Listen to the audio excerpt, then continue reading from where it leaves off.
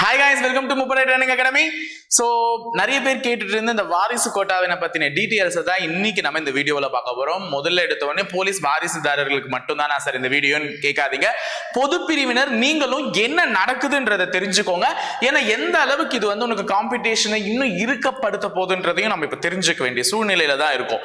நம்மளை சுற்றி என்னென்ன நடக்குதுன்றதை தெரிஞ்சுக்கிட்டா மட்டும்தான் நம்ம ஒரு தேர்வுக்கு எப்படி ரெடி ஆகணுன்ற ஒரு ஐடியாவே உனக்கு கிடைக்கும். அந்த ஐடியாவை வச்சுக்கிட்டு தான் நீ வகுத்து எடுத்துட்டு போவ. ஒரு காம்படிட்டிவ் எக்ஸாம் என்னும் போது நார்மலான அப்ளை பண்ணேன் சார், போனேன், உட்காந்தேன், எக்ஸாம் எழுதினேன், ரிசல்ட் வரல, இல்ல ரிசல்ட் வந்துருச்சு, நான் அடுத்த கட்டத்துக்கு போனேன், பிசிக்கல் பாஸ் ஆனேன், உள்ள போக முடியல அப்படின்ட்டு நார்மலா நீ கேரி ஆகிட்டு போற மாதிரி கிடையாது இது. ஓகேவா?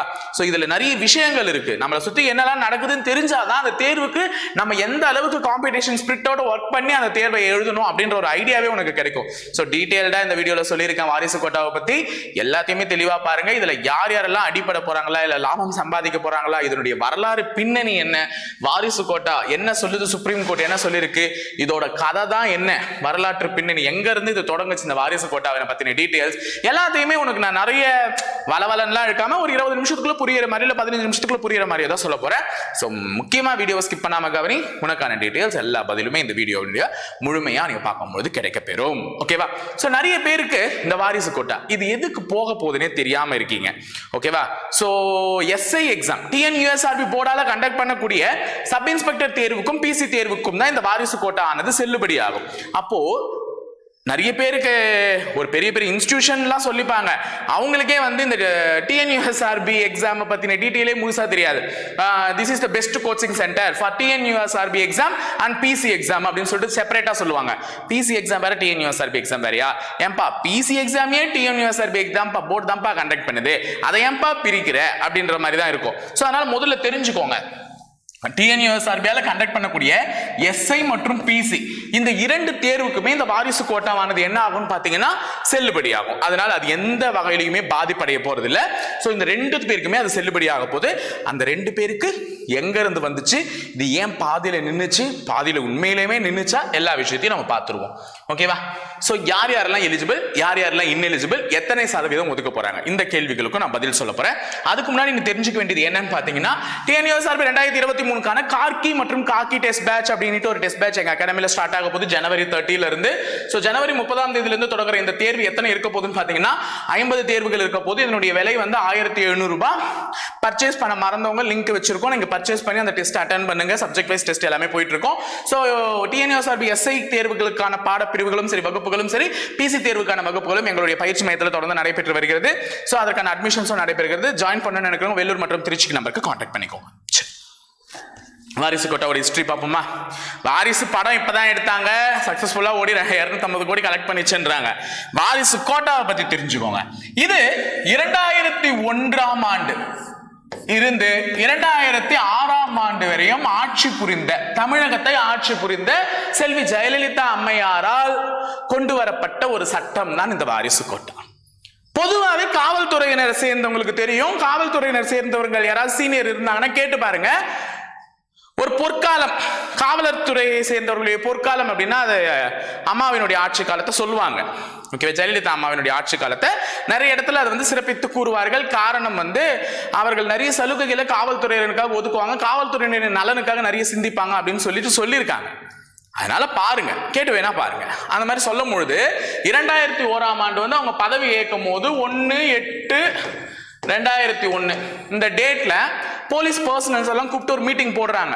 அப்படி மீட்டிங் போடும் பொழுது காவல்துறையினர் வார்ட் கோட்டா அறிமுகப்படுத்தணும், தட் மீன்ஸ் வாரிசு கோட்டாவை அறிமுகப்படுத்தலாம். அதுக்கு வந்து ஒரு 30% மாணவர்களை நம்ம என்ன பண்ணலாம், தேர்ந்தெடுக்கலாம்.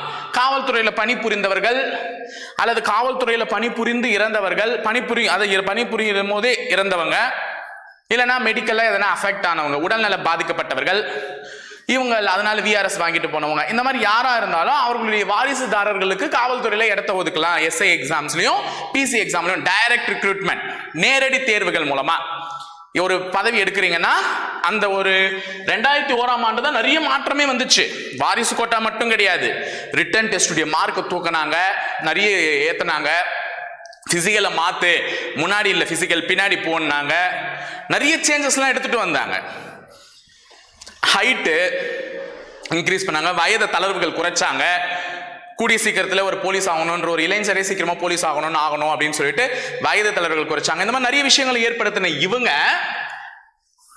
அப்ப சொன்ன ஒரு விஷயம் தான் இந்த வார்டு கோட்டா பத்தி. 30% ஒதுக்குங்க காவல்துறையினர் சேர்ந்தவங்களுக்காக அவர்களுடைய வாரிசுகளுக்கு நேற்று. அப்போ ஐயர் ஆபீசர் எல்லாம் விசாரிக்கும் பொழுது அவர்கள் சொன்னாங்க, ஏற்கனவே 10% விளையாட்டுத்துறைக்கு ஒதுக்கியாச்சு, திருப்பி 30% வாரிசு கோட்டாக்கு ஒதுக்கிட்டா ஜெனரலா பொது பிரிவினர் எழுதுறவங்களுக்கு வேலை வாய்ப்புக்கு கம்மி ஆயிடும் ரிசர்வேஷன், அதனால இது கம்மி பண்ணலாம் அப்படின்னு சொல்லிட்டு 20% வேணா வச்சுக்கோங்க, 20% வச்சுக்கோங்கன்னும் பொழுது கடைசியில் அவர்கள் முடிவு பண்ணதுதான் என்னன்னு பாத்தீங்கன்னா 10% இடஒதுக்கீடு வாரிசு கோட்டாக்கு. இது 2001 அவங்களால முடிவெடுக்கப்பட்டுச்சு. அப்ப தலைமை செயலாளர்கள் பெரிய பெரிய அதிகாரிகள் கிட்ட எல்லாம் ஆலோசித்து அவர்கள் எத்தனை % ஒதுக்குனாங்க, 10% ஒதுக்குனாங்க வாரிசு கோட்டாக்கு. 2001 நடந்தது. 8ஆம் மாசம் ஆகஸ்ட் மாசம் இந்த முடிவு எடுக்கிறாங்க. கிட்டத்தட்ட 9வது மாசம் செப்டம்பர் மாசமே இதற்கான அரசாணையை வெளியிட்டுட்டாங்க. 9வது மாசமே இதற்கான அரசாணையை வெளியிட்டு வாரிசு கோட்டால 10% நாங்க எடுப்போம் இனிமே வரக்கூடிய நேரடி நியமனங்களுக்கு அப்படின்னு சொல்லிட்டு அவங்க வெளியிட்டுட்டாங்க. இதுக்கப்புறம் எங்கடா வந்துச்சு இதுல மதுரை ஹைகோர்ட், எங்கடா வந்துச்சு சுப்ரீம் ஹைகோர்ட்னு கேட்டீங்கன்னா 2001 இருந்து 2016 வரை எந்த பிரச்சனையுமே இல்லாம காவல்துறையில் நடக்கப்பட்ட தேர்வுகளுக்கு வாரிசு கோட்டா அடிப்படையில் 10% வேலையை ஒதுக்கி கொடுத்துக்கிட்டு இருந்த நம்ம நாடு, நம்ம தமிழ்நாடு எங்க போய் நமக்கு வச்சுச்சுன்னா 2017ஆம் ஆண்டுல தான் இது ஒரு பூதாகரமா வெடிக்க ஆரம்பிக்குது. 2017ஆம் ஆண்டு ஒரு மாணவர் 61 மார்க் பிசி எக்ஸாம் தான் எழுதினார். 2017 பிசி, அதுல அவர் பெற்ற மதிப்பெண் 61. ஆனா இவருக்கு அந்த டைம்ல ஏதோ ஒரு சிச்சுவேஷன்ல வேலை கிடைக்காம போகுது. அப்ப அவர் சொல்றாரு, எனக்கு வாரிசு சான்றிதழ், நான் ஒரு காவல்துறை அதிகாரியுடைய பையன், எனக்கு இங்க இருந்து கிடைக்கக்கூடிய டிஸ்ட்ரிக்ட் போலீஸ் ஆபீஸ் டிபிஓல இருந்து எனக்கு கிடைக்கக்கூடிய வாரிசு சான்றிதழ் தக்க சமயத்தில் எனக்கு கிடைக்காததுனால அதை அப்லோட் பண்ண முடியாம போய் நான் வாரிசு கோட்டால தகுதி இழந்துட்டேன். இது இவர்களுடைய பொறுப்பற்ற தன்மை தானே காரணம், அவர்கள் கொடுத்திருந்தா நான் ஏன் இது பண்ணிருக்க கூடாது, இழந்திருக்க கூடாது இல்ல அப்படின்னு சொல்லிட்டு அவர் ஒரு கோர்ட்ல ஒரு கேஸ் போடுறாரு. இந்த மாதிரி வாரிசு கோட்டால நான் கேட்டிருந்தேன், எனக்கு சர்டிபிகேட் ஒழுங்கா தரல, அதனால எனக்கு இப்ப வேலை போயிடுச்சு, அப்ப என் வேலை போனதுக்கு இவங்கெல்லாம் கூட ஒரு காரணம், அந்த மாதிரி ஒரு கேஸ் போடுறார். 2017 இவர் கேட்ட கேஸ் எங்க போகுதுன்னா மதுரை ஹைகோர்ட்ல தான் போடுறார். மதுரை ஹைகோர்ட்ல அவர் கேஸ் போடும் பொழுது அதை விசாரித்த நீதிபதிகள் இது சட்டத்திற்கு புறம்பான ஒரு செயல், அவர்களுக்கு ஆதரவாலாம் பேசல, அதை விசாரிச்சு பார்த்துட்டு கான்ஸ்டிடியூஷன் படி ஆர்டிகல் 16 கான்ஸ்டிடியூஷன்ல இருக்கக்கூடிய ஆர்டிகல் 16 படி இது ஒரு பியூர்லி அன்கான்ஸ்டிடியூஷனல் ஸ்டேட்மெண்ட். எப்படி நீங்க 10% இடஒதுக்கீடு ஒதுக்குவீங்க, எத்தனை பேருக்கு நீங்க துரோகம் பண்ணுவீங்க, இதெல்லாம் கிடையவே கிடையாது, கேன்சல் அப்படின்னு ஒரு வார்த்தையில சொல்லிட்டாங்க.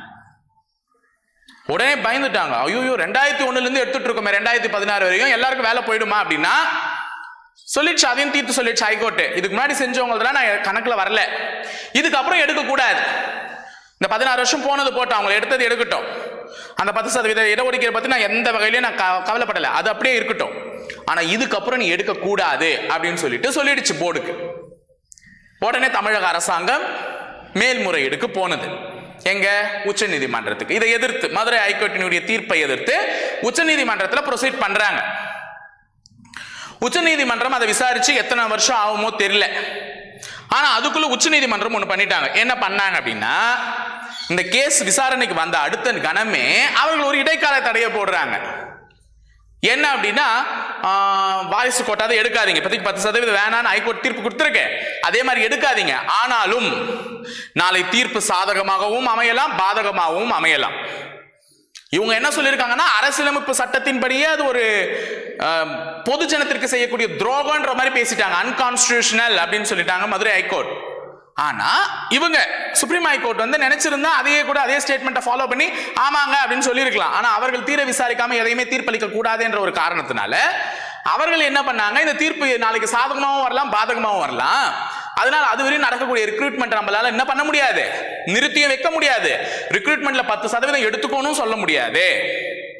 புரியுதா சொல்றது? நான் 5 வருஷம் கழிச்சு தீர்ப்பு தரேன், நான் 5 வருஷம் என்னால் ரிக்ரூட்மெண்ட் நிறுத்தி வைக்க முடியாது. ஏன்னா இளைஞர்களுக்கும் வயதாகிடும், யாருக்குமே போலீஸ் டிபார்ட்மெண்ட்ல மேல இருக்க நம்பிக்கை போயிடும், வேலை வாய்ப்பு கம்மி ஆயிடும், போலீஸ் துறையில இருக்கக்கூடிய ஆட்கள் வெளியே போவாங்களே தவிர உள்ள வர மாட்டாங்க. அது ஒரு பாதிப்பை கருதுனாங்க. இன்னொன்னு 10% எடுத்துக்கோன்னு சொன்னேன்னு வச்சுக்கோ, 5 வருஷத்துக்கு கழிச்சு இது இல்லைன்னு ஆயிடுச்சுன்னா அப்ப 5 வருஷமா 10% எடுத்தது வேஸ்ட் தானே. அதனால அதையும் சொல்லாம அவங்க என்ன பண்ணாங்கன்னா, நீ நடுவுல நான் தீர்ப்பை சொல்ற வரையும் நீ நடுவுல என்ன பண்ணலாம், 2% ஒதுக்கீட்டுல அந்த வாரிசு கோட்டாக்களை எடுக்கலாம்.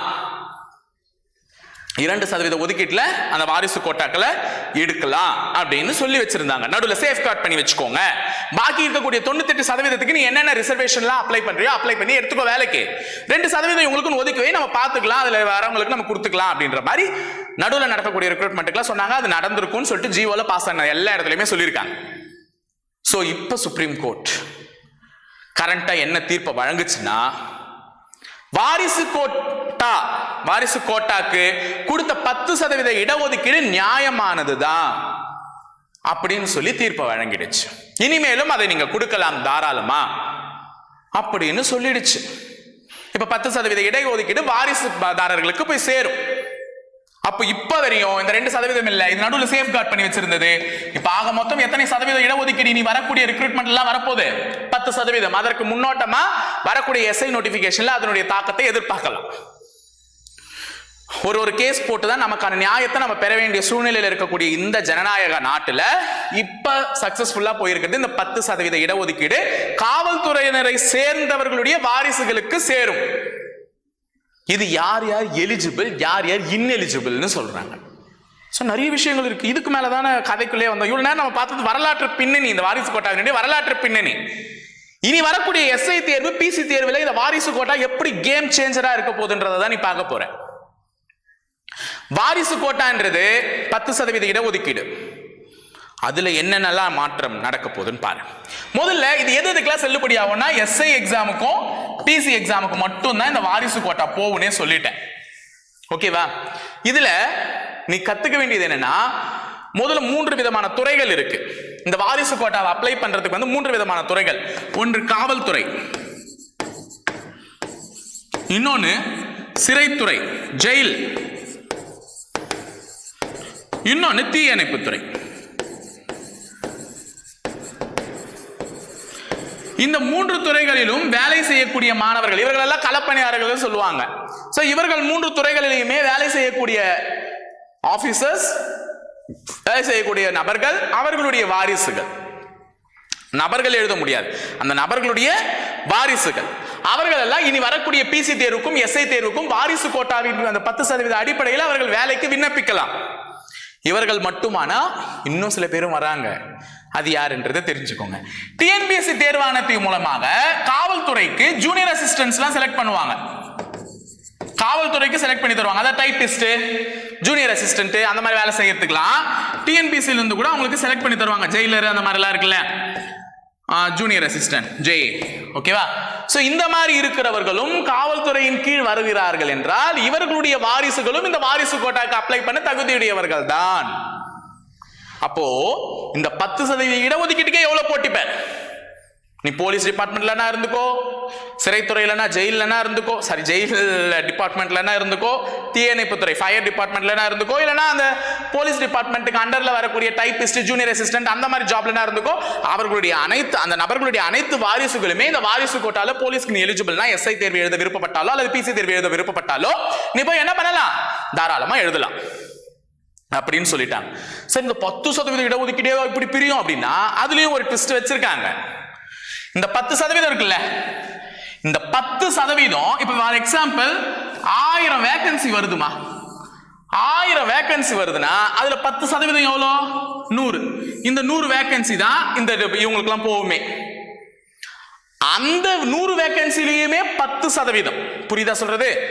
இதுல 10 பொதுவா போறது வாரிசு கோட்டாக்கு, அந்த 10ல ஒரு 10%. அப்ப 1000ல 100 தான் 10%. 100ல எவ்வளவு 10%? 10 வேகன்சி. அதுதான் இந்த மாதிரி இந்த டைப்பிஸ்ட், ஜூனியர் அசிஸ்டன்ட்லாம் செய்யறது. அப்ப முதல்ல தெரிஞ்சுக்கோ, 1000 வேகன்சில நான் 10 வேகன்சி 10% வேகன்சி கொடுக்குறேன்னா மொத்தமா 100 தான் எடுப்பேன். அந்த 100ல 10% யாருக்கு கொடுத்தணும்? இந்த டிஎன்பிஎஸ்சி மூலமா தேர்ந்தெடுக்கப்பட்டவர்களுக்கு. அப்ப 100ல 10%னா 10 வேகன்சி உங்களுக்கு போயிடுச்சு. அப்ப பாக்கி 90 வேகன்சி தான் யாருக்கு வரும்? இந்த காவல்துறை, சிறைத்துறை, தீயணைப்புத்துறையை சேர்ந்தவர்களுடைய வாரிசுகளுக்கு வரும். அப்ப இதுவே பிரியுது ரெண்டா. இது ஒரு ட்விஸ்ட் வச்சாங்களே, அப்படி இந்த மாதிரி தான் உனக்கு பிரிய போகுது. சரி, யார் யாரெல்லாம் எலிஜிபிள், யார் யாரெல்லாம் இன்எலிஜிபிள்?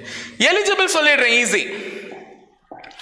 எலிஜிபிள் வந்து காவல்துறையில பணிபுரிந்து ஓய்வு பெற்றவர்களுடைய வாரிசுகள் விண்ணப்பிக்கலாம்.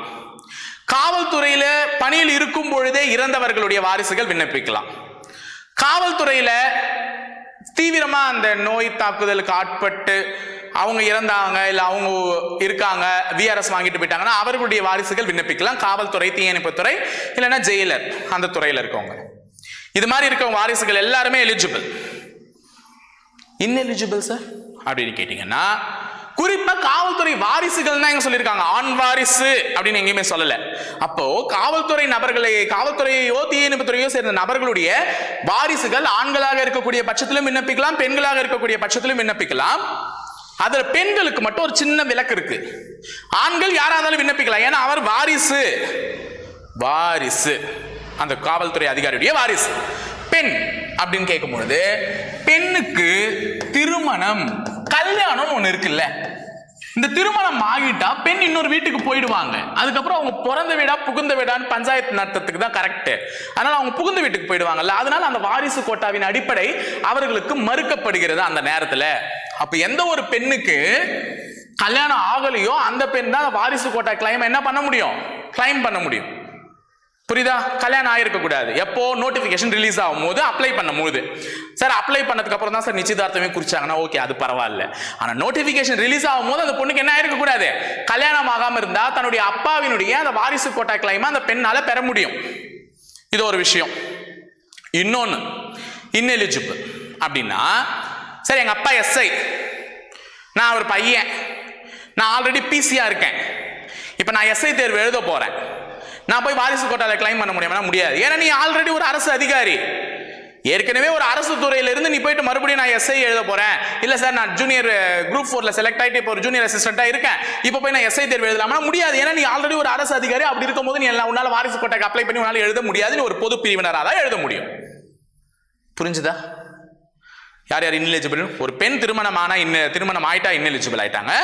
அதே மாதிரி இருக்கக்கூடிய நபர்கள் அரசு துறையில் ஆல்ரெடி, அது சென்ட்ரல் கவர்மெண்ட் ஜாபா இருந்தா கூட சரி, அரசு நிலையில் ஏற்கனவே பணிபுரிபவராக இருந்தார், அவரும் இன்எலிஜிபிள்னு சொல்லிட்டு அவருக்கு அந்த வாரிசு கோட்டாவானது மறுக்கப்படுகிறது. இதுதான் உண்மை. ஓகேவா? இப்ப வாரிசு கோட்டாவை பத்தின டீடைல்ஸ் தான் தெரிஞ்சிருக்கும்ல.